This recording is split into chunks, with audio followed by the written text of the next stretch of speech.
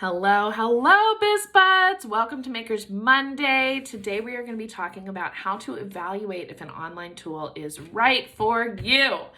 So this week on the blog, I'll be sharing some of my favorite online tools, but just because they're my favorite doesn't mean that they're your favorite. So I wanted to give you some ideas on how to decide if this online tool is the best thing for you. So a great place to start is with a free trial. A lot of these places offer free trials. I would say the one sticky thing is to make sure that you're not putting in credit card information like for when the free trial ends, because it will like kick on. Or just make sure that if you do that, like if you're not going to follow up with it, make sure to remember to cancel it, because that's how like some of those unexpected fees can really sneak up on you. Also, making sure that you're picking a time to do a free trial when you actually have time to use it, right? Like I am like queen of like, oh yeah, I'll do it. I need to sign up for this. I'm going to use the free trial. And then that month time gets away from me and I actually haven't even tried anything out. And then it's like, oh, now I have to pay and see if I like this. And yeah, don't recommend that technique.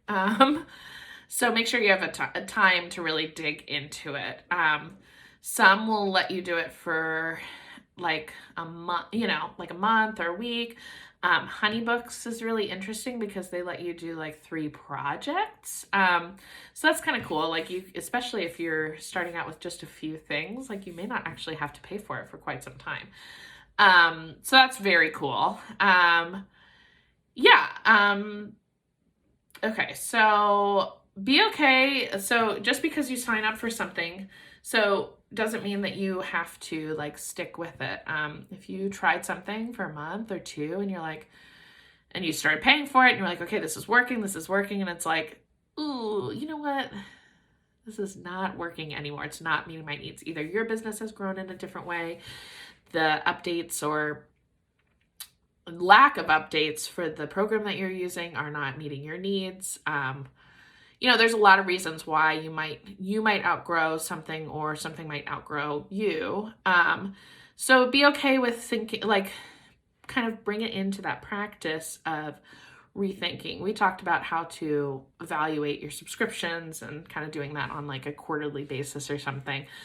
Just kind of keep it in the back of your mind. I like to, on my bookmark bar, just have all the things that I subscribe to so that I can visually have that reminder. It's like, oh yeah, am I using all these buttons? Are all these buttons applicable to my daily, if not weekly, if not daily life? And then that's a good reminder. It's like, oh, I haven't clicked on that in a while, so I don't really think that I need it.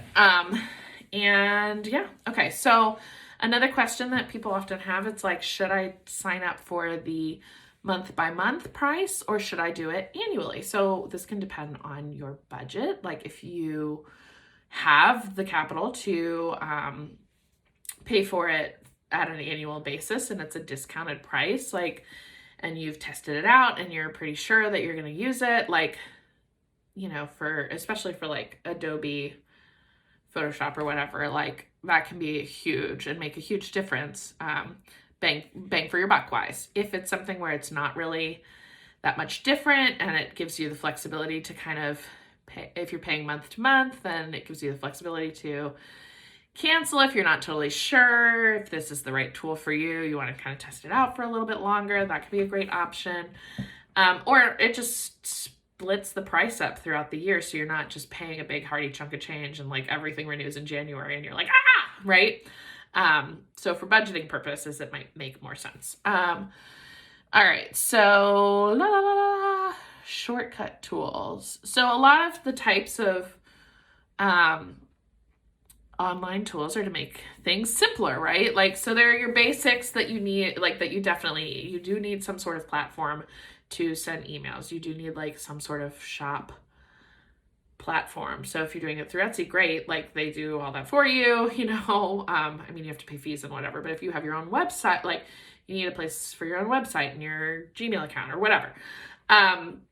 But a lot of things are kind of like shortcut tools or like productivity tools or things like that can be first of all, there's a lot of options out there. Second of all, They can be really nuanced to, like, everybody's brain works in different ways. So some might be more suited to how your style of thinking and organization works. Some might be more suited for somebody else's. And so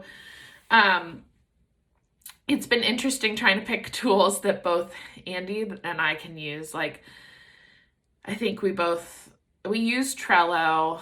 Now I'm having a total brain fart. We don't use the paid version. And I just kind of use it as a brain dump, as a place to like touch base for our weekly meetings. I think Andy doesn't even really, like, he'll might glance at it, but he won't move things around when he's done. Like if I'm checking midweek on his progress, like I'll have to just go talk to him. So that's like, could be like a managerial issue or it could be just that tool isn't really working to serve our needs. For now, it seems to be fine because we have some sort of system around it. But if it was something that was like causing issues, we would have to like say, okay, well, is there a better way for us to be communicating a task list? And what is it? Is it using this program Trello better? Or is it, thinking of a different program? Or is it just like making a list and putting it on the chalkboard, which we can do because we live in the same house. So, yeah. Shortcut tools, I think, so one thing I was considering is Zapier. And it's like automating things is great, right? Like I use a ton of automations through my Flowdesk emails sequences, and that's been awesome because it like looks like I am personally emailing you all the time. And it's like, no, it's this automated thing that I was able to pre-make and pop your name into it. Not that it's like not personal. I love you all, but like, that way you get to know about me and my business and BizBuds and whatever. But I don't have to like manually set that up each time. Just as soon as you join the newsletter, then you get that sequence. So that's great. And it's a really great way to connect with people and let them know more about you in like a very easy for you way. Of course it takes time to like set that up initially, but once it's done, revisit it every once in a while so you make sure like it's up to date or whatever. But like, I don't know, if you get like a dramatic haircut, you might want to update your picture. But yeah, so I was thinking about using Zapier because I wanted to like figure out a way to get people after they've gotten their package shipped, 2 weeks after that, I wanted to email them and say, hey, hope everything's okay. Would you be willing to write a review kind of thing? And it was like $28 a month because the free version didn't offer that kind of so Zapier is like, it helps automate different tasks between various apps like Shopify and Flowdesk and blah, blah, blah, blah, blah. So I was not really willing to pay the $28 because I didn't think the return on the investment would be that much. Whereas we could just every week at the beginning of the week, do a quick email out, like a canned email to folks saying, hey, thank you for your purchase. I hope you loved it. Please let me know if you have any issues. And that could be just like ready to go. We just do it on a Monday and follow up. So that's something that we're, a procedure that we're looking to implement probably when we get back from maternity leave, because reviews can be really powerful. But like the amount of time it would take us, I don't think would average out to $28. Like I think our assistant, we pay her $15 an hour, and I think she could do that in like half an hour. So I'm not gonna pay $28 to have something automate it for me, especially if I looked at the other options and there was nothing pressing that would make it worth it for me. Like, if I was using like 72 zaps or whatever, sounds like I'm talking science fiction. But yeah, if I needed to use all those zaps, then yeah, maybe $28 an hour, $28 a month would be worth it. But in our case, it wasn't. Okay. Anyway, how to juggle all the tools. So this is another question, like making sure they play nice together. And like, oh my God, there are so many tools that you could be using. Like everything has a hack, right? Like maybe you're a pen and paper calendar kind of gal. Like maybe you don't need some fancy to-do list app. Maybe you just have a notepad, and that's okay too. So I think it's tough to know, like, when is it that you need a tool and when is it that you can just kind of rely on what you're using already. So I would say if I find that I'm doing something over and over and over again and it is not worth my time, like if I am copying and pasting stuff, that's a great opportunity to kind of look into some sort of automated tool to do this work that you are doing over and over that could be replicated in some way by some technological measure or by somebody else who, you know, if you wanted to add on an assistant or something, like maybe that would be, you know, if the technology isn't really working for you, that might be a time to like look into adding somebody, because you should be focusing on like working on your business, not so much like working in your business with that nitty gritty at a certain point. So yeah, and there are so many tools that have like, so there's you know, you have your Google Calendar. Trello has a calendar in it. There's a calendar we use, oh, you know what? I said Honeybooks does the 3 projects, but that's actually Dubsado. Dubsado does the 3 projects for free. Honeybooks does like a time allotted amount. But the project management software, Honeybooks like also has a calendar for due dates. There's all kinds of different places where calendar information could be. Like we have our work calendar, but honestly, if I'm being true with you, like if it's not on my personal iCloud calendar, like it's not happening. So figuring out like where your zones are and what is like, do you want it to be sacred from your personal life? Like work stuff is only on the work calendar. Do you want it to be integrated? Like these are all great questions. So I can't answer these questions for you. But these are just kind of things to think about. And then something that can help